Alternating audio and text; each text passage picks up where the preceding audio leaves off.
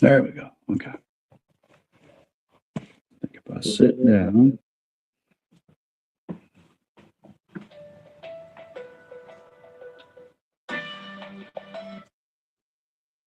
All right.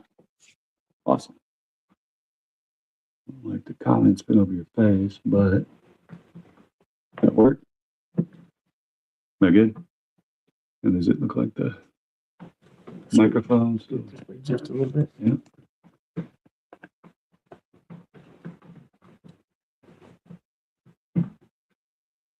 Has it been live this whole time? All right, ladies and gentlemen, sorry about the technical difficulties. This is Spencer Keck and the Hillbilly Think Tank. Tonight I have Vincent here. I'll let him introduce himself. He is the Kentucky Cowboy, and he's running for office. Howdy, everybody. My name is Vincent Thompson. I'm running for U.S. Senate, currently for Mitch McConnell's position. Be on the primary in May, and if all things go well, then I might be on the November general election ballot. So good to see everybody. Thanks for having me, Spencer. And Hey, looking forward to talking with you. Yep. Heck yeah. Happy to. So, what we wanted to talk about tonight is the fact that we noticed that Trump is trying to get money printed with his own picture on it.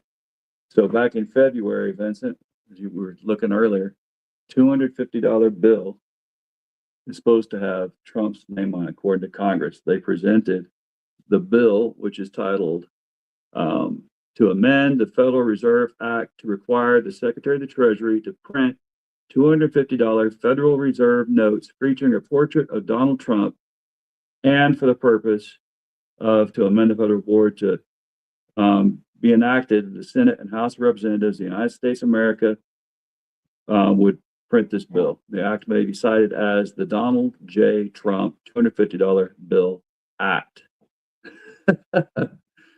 $250 bill. He definitely didn't mind seeing it. I guess yeah. So that's the sign of a good authoritarian dictator, right? They got to see themselves everywhere they go. It's still following the playbook, from what I can tell. So, well, so we're looking that he also they have proposed was it a gold coin or is it silver? A dollar coin with his picture on it.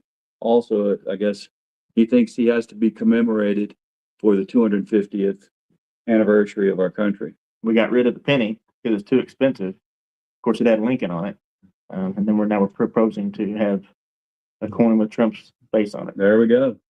So, and like I told you earlier, like I'm fine with whoever's face is on any currency, as long as some of that currency comes to people that are actually in need of it. You know, as long as it spends, as long as it's put into people's hands that need to make ends meet. And I mean, you and I both know we have many people in Kentucky that have that need. Like I said, I'm not fine with any dictator having their picture. I know you're not going to put nobody that I look up to, and our political history of this great nation has ever asked for their picture to be put on coinage or billage. It's always been a deceased president that's been put on any type of currency that we have. Yep.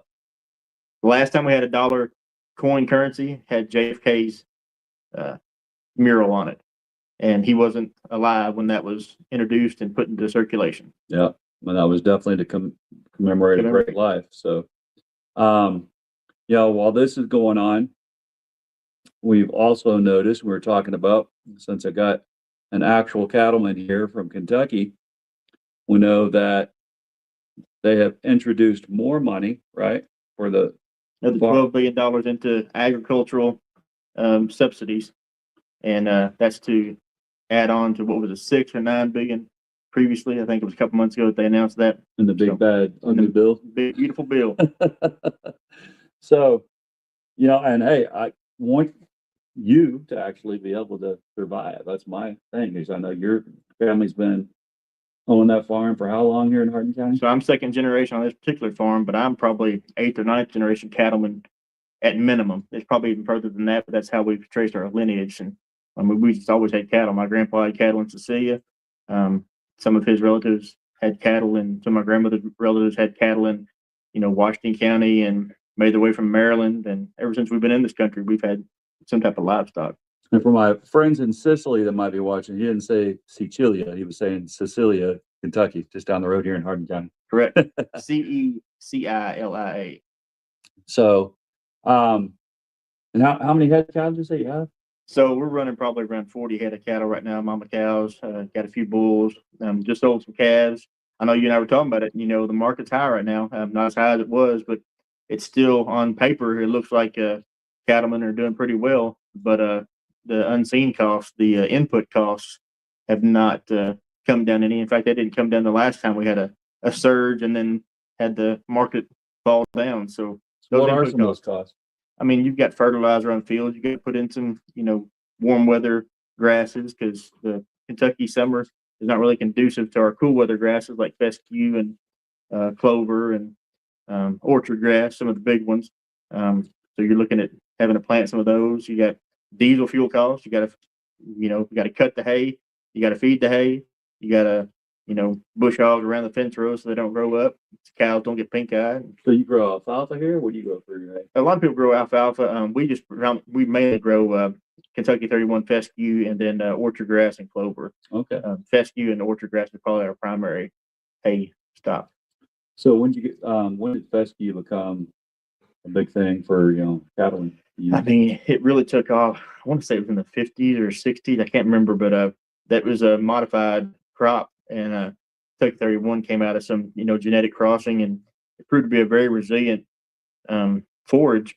But it's actually considered an invasive species because it's not a native. I didn't want to go off on a tangent, but that you just triggered. Where Papa lived, I remember in I think it was the 80s when I was old enough to know what was going on. They talked about putting fescue all over the Kentucky roadsides. I thought that would keep erosion. And from having to go mow it all the time too, that was the way it grew. We ended up killing all of our quail. Exactly. So because it's a bunch grass. Yeah. Quail need a real thick base grass. So I didn't give a proper introduction myself. So my current political background, I'm the chairman of the Hardin County Conservation District. Currently sit on the Kentucky Association of Conservation District Boards. Have some representation on the National Association of Conservation Districts. So we primarily deal with soil conservation and water conservation, but also we work very closely with fish and wildlife, a lot of environmental type entities that are trying to make sure that we have clean water, clean soil, and are able to produce the crops and the foodstuffs that most of us like and take for granted. Ribeye steaks, corn, soybeans. We're all involved with the National Resources Conservation Service. They do a lot of stuff with CRP and different types of programs that keep environmental practices on the ground for the majority of acres across the state. So if I want to come out quail hunt, I probably wouldn't be able to because I don't have any because of fescue. So the best, we've actually had a little bit of an explosion of quail these last couple of years because of the way that we've been managing our area. And of course, you got fence rows and places where they can. You say we, you mean the whole county, or just you? Myself and my dad, and my mom, who are the owners of the farm that I help operate.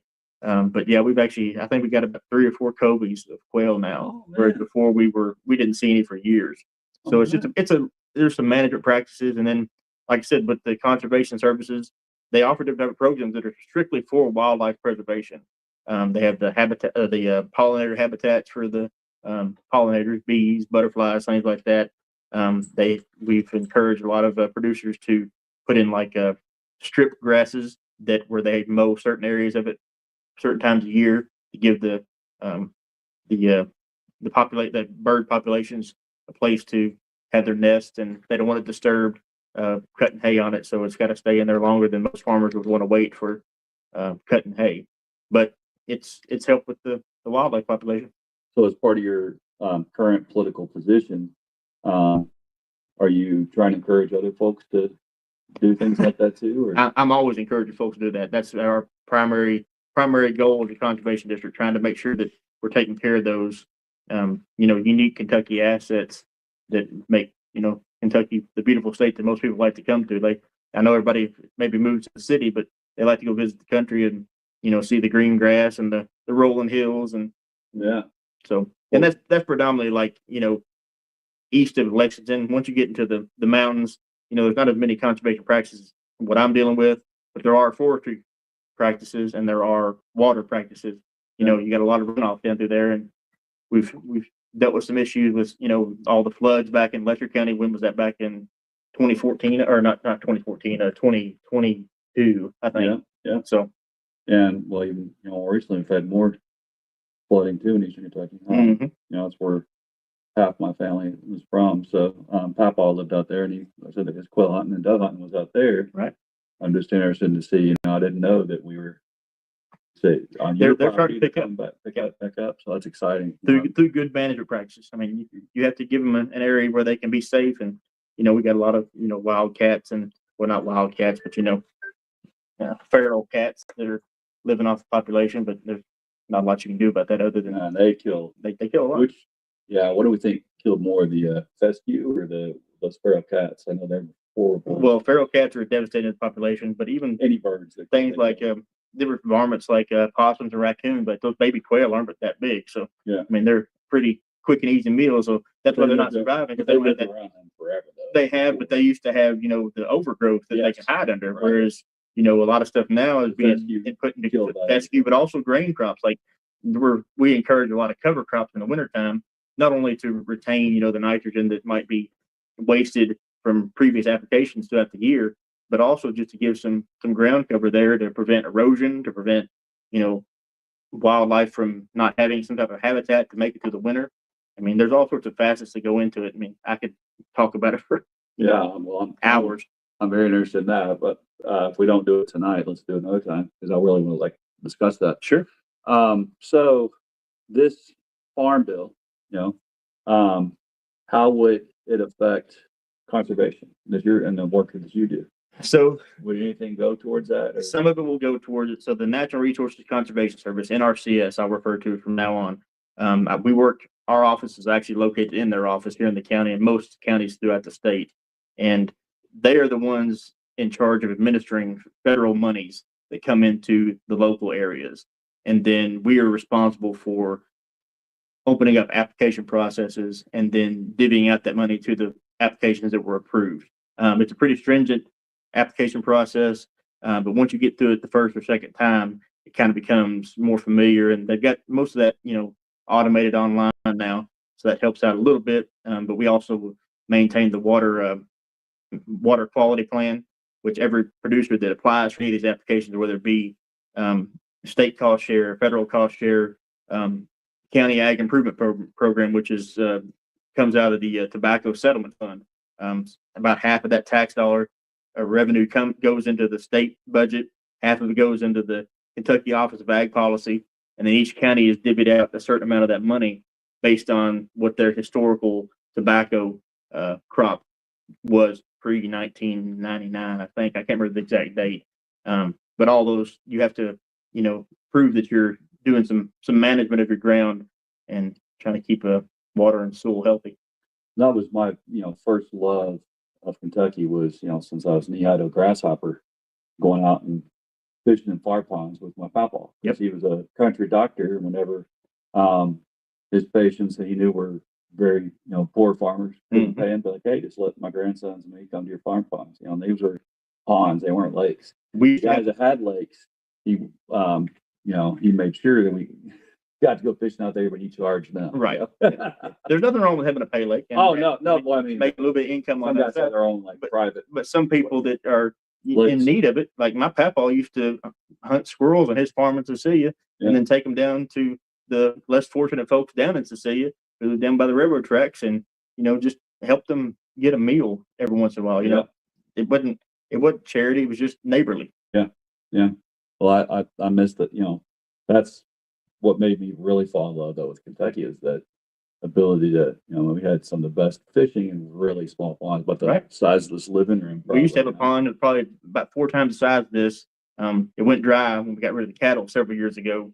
Water lilies broke to the hard pan, but I mean I've still got people that come up to me that my dad and mom have known for years that used to come out there, and my dad never was one to charge for that. He was like, if you were a friend, he'd be like, it was something that brought the social aspect to him where dad always worked all the time. He's on the road going to Louisville for work and then on the farm till after dark. And he didn't get out much to socialize. So when people came there and they were finishing up fishing in the pond, they'd catch him on the driveway out. He'd get a chance to socialize and catch up with old friends. And they'd tell him about all the fish the whoppers that they caught, or at least the fish tails that they were telling. Yeah.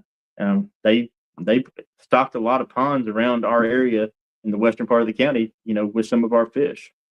And it was mostly natural. We did some reintroduction of some species to add some diversity to the ponds, but bluegill, crappie, bass, channel cats. Yeah, that's awesome. Yellow bellies. You catch a lot of bluegills, some bass, and catfish, and it was awesome.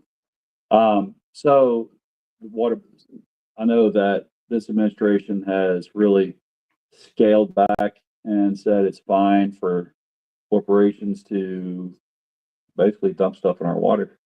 What do you think about that? I saw that come about. It was in the early part of this year. They were talking about the waterways of Kentucky. Of course, everybody was up in arms back in the Obama era when they WOTUS, the waters of the U.S. But there was a lot of decent regulation, and they were trying to keep especially in western or eastern Kentucky where they were having the coal mine issues, and that's just part of having coal. Like, I love coal. Coal has kept the lights on for my life and for so many of Kentuckians. That's not to say we don't have room for some green energy projects, but for the most part, even if we're utilizing EVs, like, that's still coming from coal energy. Yeah. So, which is what I use. That's right. And the best way to have coal, we know that it has toxic elements to it. It's been around so long that we know the ins and outs of it. So we as Kentuckians, we deserve to have that controlled as precisely as possible. Heavy metals, runoff, and because that's going to water supply. We're a karst system. Like, we got all these caves, and we know that, like, whole sinkholes are falling all the time. We're over top of Mammoth Cave. All of this water, any runoff, goes directly into our water system. And of course, the ground does a lot of filtration, but then it comes into our local water districts, and they've got to do some treatment of it because there's still stuff in it. And well, the biggest thing for me, what you're saying there is, I need to know that when I go back and fish in the farm ponds, I'm not eating poison fish, because I like to eat the fish from the farm ponds. Right. I don't want heavy metals in those fish that I'm eating, and then find out later, your family got cancer because you like to give your grandkids, the fish that they ate. And we dealt with that with a lot of stuff, like some of the old herbicides. They were pretty harsh on the environment, but they did a good job of managing the problems at the time. But as we've gone on, even things like Roundup, and the weeds are getting resistant to it because that's just how species evolve. Yeah. The seeds that don't get killed, they're going to grow with an immunity to whatever we put on it last time. Which is something that, I don't know. What do you think? You do any organic farming into that at all, or is that nothing that we're as close to organic as you can be without being organic? Okay.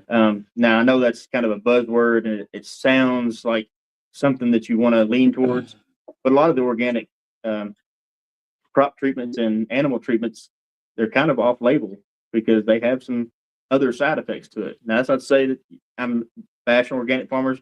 Any way that you can produce something to sustain yourself and also have a little bit of extra commodity to earn some income, I'm all for that.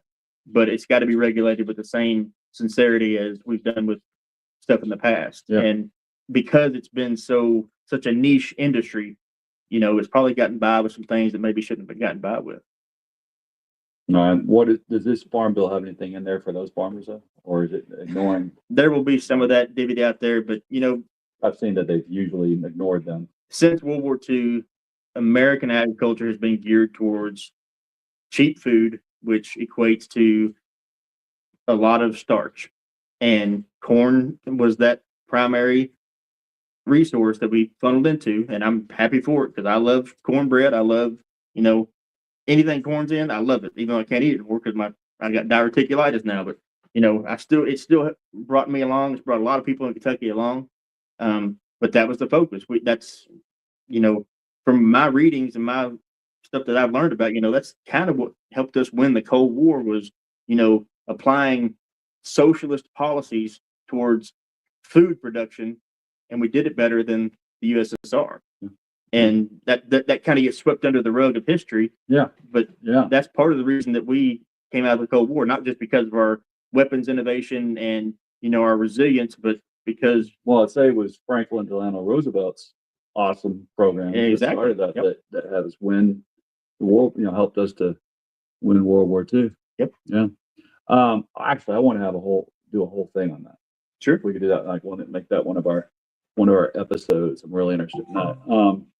So, get back to the numbers. You say 12 billion, right? What they're talking. That's the number they're talking right now, and I think the big beautiful bill brought in around 6 or 9 billion. I can't remember, but a lot of people don't know this. I spoke to you about it. I've spoken to other people about it, but my opportunity to dip my toes into politics this time around came from last year when I spent 2 different sessions in D.C. trying to lobby for a farm bill that included money, billions of dollars. I want to say it was upwards of 40 or 50 billion that was allocated in the Infrastructure Relief Act under President Biden that made sure that money was there. And I think would have been real money for it's going to family farmers. It would have been the same programs that we have now, but when you have more money, you can take care of those larger scale operations and then still have some left over to divvy out to the smaller scale operations. Which we need more of. We need more of, exactly. Now, I've noticed here, Miss Simmons, she says, I paid for my groceries with the Donald Trump use. He don't need bills. Ha, ha, ha, ha. Yeah, I'd have to agree with you. And, I see one of my students here. Good to see you, Ding. Yeah, that's my favorite teacher. Hi, Mr. Keck. Hey, how's it going there, Ding? So I want to see, are we going to, I've been talking for days now, this whole Venezuela deal. Mm-hmm. We're talking billions and billions of dollars dumping into this. We opened up a base that had been closed for many years now. You said in Puerto Rico? In Puerto Rico, yep. Vieques closed while I was still on active duty, and I've been retired, this is my 10th year, since 2014 I've been retired, and it closed, well before I retired. It was open. I've actually visited it once before, but that costs a lot of money, to reopen a base, and we're staging quite a few troops down there right now, and in preparation for kicking off Venezuela. Well, this whole South American situation, it strikes me, and I have no definite details on this. I'm not privy to the insider information, but this looks like a retaliatory act because the tariff plan against China did not work out. China imported a lot of soy beans from us and a lot of sorghum, a lot of stuff from Midwestern states. Sorghum too. And all of those, because we put those heavy tariffs on them, we instigated a trade war that made China start looking to other parts of the world to get it. They were already getting some soybean from Brazil, but now all of the soybean market that we had in America is now South American based because China is by far the largest importer of soybeans. Brazil, Russia, India, China. Right. I always forget the S. But I can't either. Yeah, we know Argentina is now, part of that too. So they've got all that so much of the that area. Just because speaking directly from a cattleman, that's going to impact cattle prices. Now, it's not really going to impact the quality of meat that you have because most of the high quality meat that we consume in America comes from American farmers because we do that kind of agriculture better than most areas in the world. Now, where it is going to affect you is your fast food areas because I don't know if everybody remembers the pink slime fiasco of the mid 2000s. But what happens there is we import, ultra lean, large scale operation produced beef that doesn't have the fat content that Americans are used to. Well, we take the excess fat that American cattle have and we add it to that ultra lean beef. You get, I don't like pink slime because I love McDonald's burgers as well as the next person or a Whopper, but that meat is more than likely not. For JR Neighbors. And JR Neighbors have a pretty good burger. Yep. They do have a pretty good burger. Got a good bison burger too. But yeah, I mean, really good bison. That's where it's going to affect us. And, I'm not trying to attack our feedlot producers and our large, production facilities that are processing our beef and our meat. But they're a company. They're running as a corporation, and they're looking at the bottom line. And wherever they can put cheaper stuff into it, they're going to do that. And I'm not knocking them for it. But they don't have the standards of inspection that we have either. Down there. That's good. They don't have it there. So you can't import cattle out of the U.S. because there's a concern for hoof and mouth disease from all over the world. So we can't bring their livestock into the country, but it's perfectly fine to bring their dead livestock into the country. Even though they don't die, they die here, but they become part of our food source. And hoof and mouth and those kind of things, they're not gonna really trickle down through the system because, like you said, we've got very high standards. You have to have a USDA processor on site to look at any type of meat that's put into the food supply. Now, I would say we had very high standards, but they've lowered. Administration they've lowered, but they're still probably the highest in the world.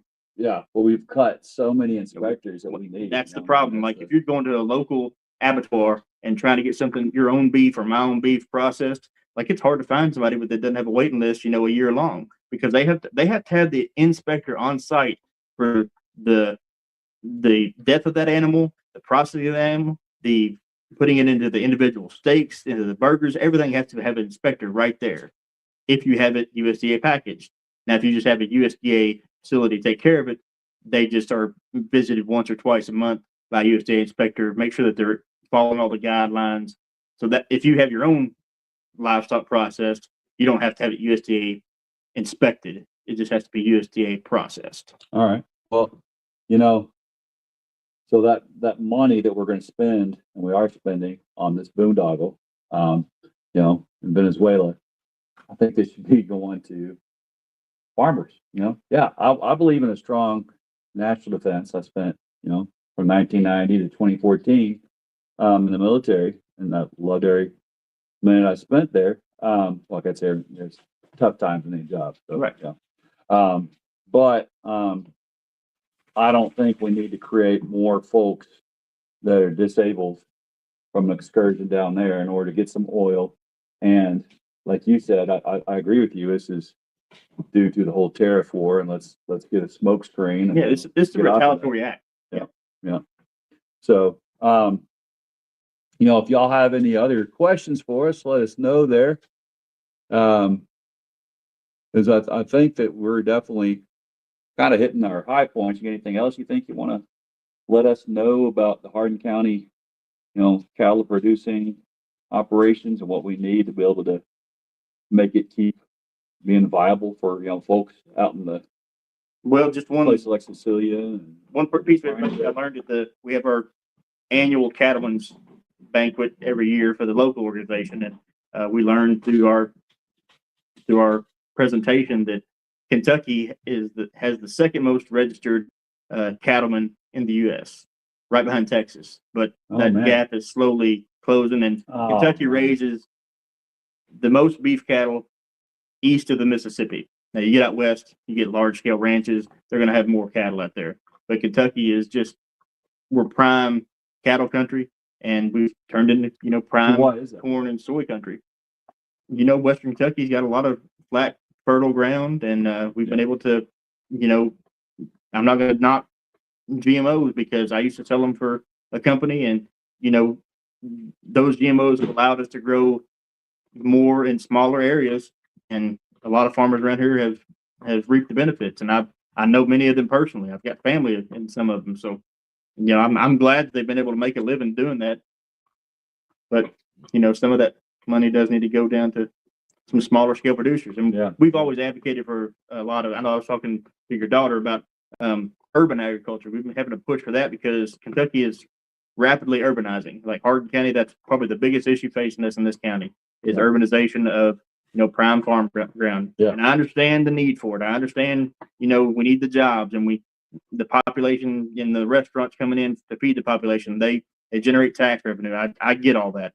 But I know Kentucky Farm Bureau is having a big push right now on protecting generational farm owners and trying to keep it in the family's hands. Well, I'd like to have a whole episode on that. Sure. That's what I'm extremely interested in. Whatever I can do to see, that come to fruition, where we can see if we, you are elected. I'd love to see you push for that, because to me, that's, we were losing so many small towns across America are ghost towns now.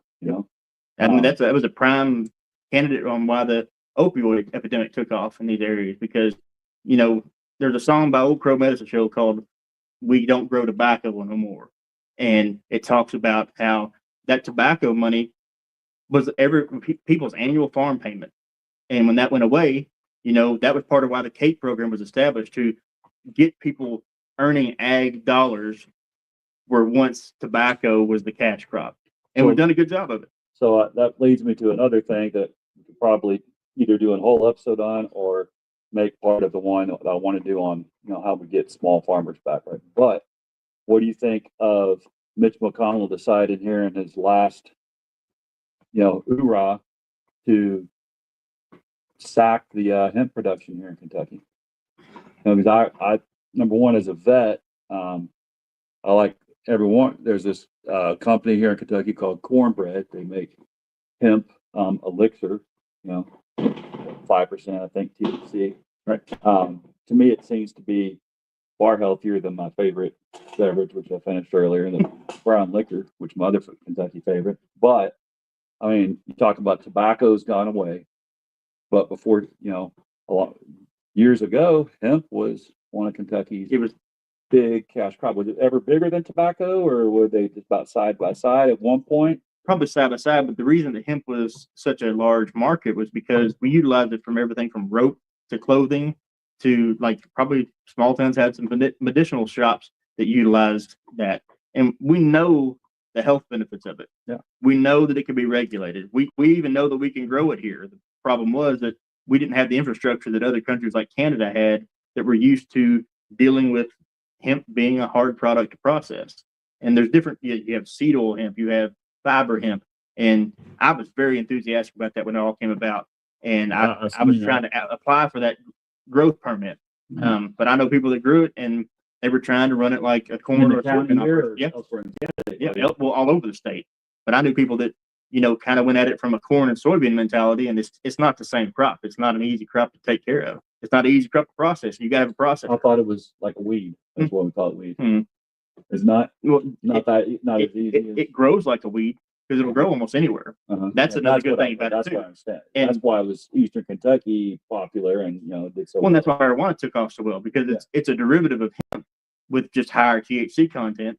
And the hemp that we were producing, it was not in danger of becoming a THC substitute. It was going into mostly lotions and some fiber. And we've invested a lot of money in the state of Kentucky to have that program off the ground. And now, I mean, the elixirs. Yeah. I mean, for people that, like myself, that are in chronic pain, from, our combat experience, just wear and tear in the military, right. That's, to me, it's better for my kidneys and probably for my liver than that cannabinoid liquor is influential on so many people's livelihoods, being able to get up. I mean, you take the benefits with cancer. I had a brother-in-law who had to utilize it years ago, and he had to utilize it because his cancer was just eating his body from the inside out. And you take, like you said, with just small regular injuries that every one of us are going to, if we're fortunate enough to make it to tomorrow, we're going to encounter those injuries. Yep. We need something to deal with that. And my suspicion is there's, some dirty money at play in that coming about. Because I think anyone with half a brain has to know. I mean, Jesus Christ, I love bourbon, but somebody, I don't know which industry it was that, which liquor industry probably didn't like the fact that, hey, they're competing with them. But that's a good thing about the bourbon industry. They share everything amongst each other. Like, if Jim Beam has an innovation, like, they share with everybody, because they know what's good for their neighbor is good for them. And that's the mentality that America used to kind of hold on to, and we seem to be losing that. We're competing against our neighbor rather than uplifting everyone around us so that there's benefit for all. Well,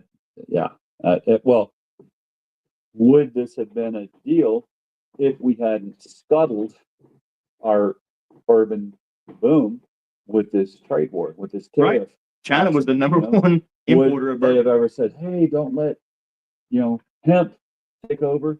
Would that have been a thing? That's another question that I have to ask. Because I'm pretty sure that they've been, "Hey, there's room for everybody to grow. We're doing great. Come on in." It makes for a good rotational crop. Yeah. Because you don't want to grow corn after corn year after year. Yeah. It depletes the soil. Yeah. You need something in between there. That's why they grow soybeans. But how's that going to impact our rotational crop growth now that people are probably not going to be growing as many soybeans next year? Yeah. And then now we're just going to scuttle the hemp growth. Well, so no more tobacco, no more soy, no more hemp. What would we be left with? You have corn and cattle. And corn is so water intensive. Right. Sorghum's not. Do you grow any sorghum? We haven't now. No. I got some friends that grow it though, just for small scale operations. That's so, it takes so much less water to grow, and it's so healthy for us. It takes less herbicide too because have you ever eaten it as a popcorn? What's that? Actually, not as a popcorn. At popped sorghum. I haven't had pop sorghum. I love sorghum molasses. Go grab the bag. Go grab that bag. So, growing up, my grandma started, Mamaw started a sorghum festival in Eastern Kentucky in Morgan County. I actually think they just had their 50th anniversary not too long, too many years ago. But that I grew up, hey, the mules would grind it, we'd go out and get it hot on the vat and just start, that became something I really enjoyed in my palate. And I thought it was something that had to have been a Kentucky thing since that's what I knew of it. Wasn't until teaching middle school I just learned that, what country it came from originally? Somewhere in Africa, wasn't it? Yeah, Sudan and Ethiopia. So when I was teaching a story where these kids are eating sorghum meal, like we eat oatmeal, I'm like, what? And I found online pop sorghum. I'll find it here in the cupboard here in a second. My niece can't find it, but it's tasty, just as good as popcorn. And I'm wondering if it maybe doesn't affect diverticulitis. It doesn't affect the diverticulitis because it doesn't have the husk. I might start growing some sorghum then for popping. Yeah, I love popcorn. So I mean, I knew that it was great for our syrup, our sorghum syrup, but I didn't realize that it's also the grain itself is good for meal. Like they utilize it for warm season grasses. We have sorghum Sudan grass, which is a hybrid it has a growing season is kind of perfectly fit for Kentucky summers. Man, but it's an annual, so you got to replant it every year. So that's another input cost. That's awesome. Well, guys, we've been at it now for about 40 minutes. I want to do another one if you don't mind. We can either do it at your place or mine, but sure. Let's talk about how to get small farmers you say the Farm Bureau initiative. They're working on trying to get some stuff situated for land transfer. Talk about that. And so how much land do you require or are you running your 40 head on? We run on about 151 acres in Rindyville, and then of course sometimes we have to buy some hay from off farm. But I got a lot of family, a lot of friends that have some available, so it's another good way to just keep neighborly relations. If I have extra hay, I offer to them. If they have extra hay, they offer to me. That's awesome, man. That's just something says something about our amount of water we've got naturally here, right? Even when we have a drought, like it's just a matter of getting to the water. We got a large aquifer system below us, but we want to make sure that water is protected and as clean as possible. And that's the deal. Brought up to go into those animals if it's got heavy metals in it. Won't just be the fish. Nope. They got heavy metals in it, be the cows too. Yeah. So I've seen some sad documentaries on what real that can do to cattle. And hopefully you never had a problem. No, not so far. I mean, we've got a very good well and we've had ponds for years. And of course they're trying to pull away from that due to, some waste disposal issues with cattle. And we've fenced off some of those and put in some programs for some waterers, some of the conservation programs I was talking about, just trying to have some firsthand knowledge of what I'm working with and able to help me talk to the public a little more. That's awesome. Well, yeah. Anything else you want I'm just going to let everybody know, right now, you can find my campaign. I got a Facebook page. It's Vincent Thompson for U.S. Senate. It's attached to my public, personal profile. So if you want to reach out to me, happy to speak with you. Appreciate the support, and anything you want to get in touch with me about, feel free to get in touch with me through there. to? Absolutely. And again, I'm running for Hardin County Magistrate, District 3 here in Hardin County. And love to meet you. I'm going to be at the Cosmic Golf tomorrow night. They're going to have a civics trivia night. Yeah. I So got invited to that by, what's her name? Jessica. Jessica Whitlock, Yeah, right? yeah, Yeah, she invited me to put it. it together, and yeah. It was on the tip of my tongue, Jessica. So if you see this, sorry about that. So all the magistrate candidates are going to be out there. We're going to be introducing ourselves, playing as a team, trivia. So I'd love to have you. And as I close again, remember, we are our brother's keeper. We're our sister's keeper. And, we just got to love our neighbors as ourselves. Everything we do is community, right? Right. We can't, there's no John man- Wayne right on the, no man's all an by island. himself. No man's an island. No matter what, they want to tell us, we all are in this together. But we definitely got to get together as hardworking, working class Americans, and bring it back the way we should be for, help each other out. That's the plan. Yep. So y'all have a good night. God bless your corazon.